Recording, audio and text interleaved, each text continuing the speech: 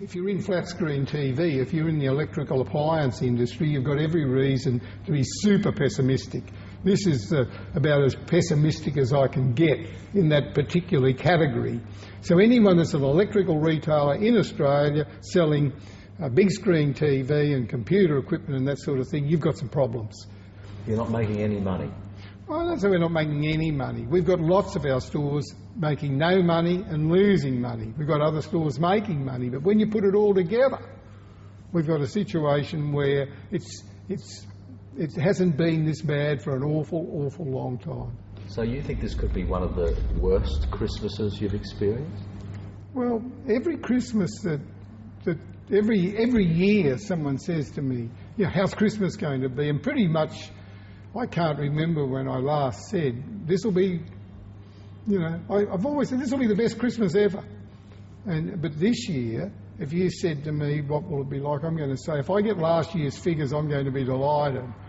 And I've never had to say that in living memory. You just wonder now that if you're the Reserve Bank and it was November 2 tomorrow, would you put up that 0.25%? Now, I know why it's a very difficult decision for them because there's a 10-speed economy or a 5-speed economy and you've got these people, of course I've got to put it up. But with these people, no, I need to reduce it. So they're in a difficult position. So they're in that difficult position doing the best job they know how to do. So it's hard for me to criticise them, but because they're only doing what they think's right. And sometimes they might get it a bit wrong. But the resultant publicity has been such that it's had a pretty bad effect on an awful lot of people.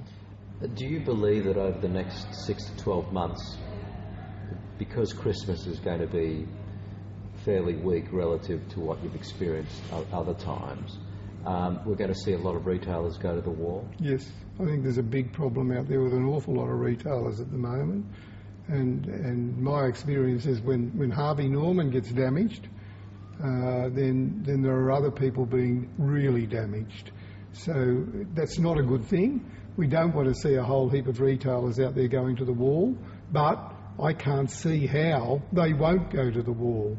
So sometime over the next 6, 3 months, whatever it is, 12 months, you're going to see a number of retailers and it won't want to get too much worse or you'll see a lot of retailers in trouble. Major players?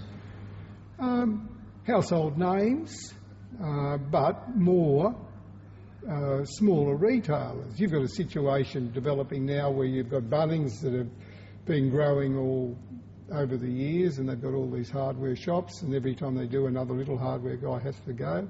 And then you've got Woolworths going to do the same thing. It's pretty obvious that you're going to have a Woolworths Coles food thing, a Bunnings Woolworths hardware thing, whether that's good or bad, but the reality is that all those smaller traders, it'll be nearly impossible for them to exist.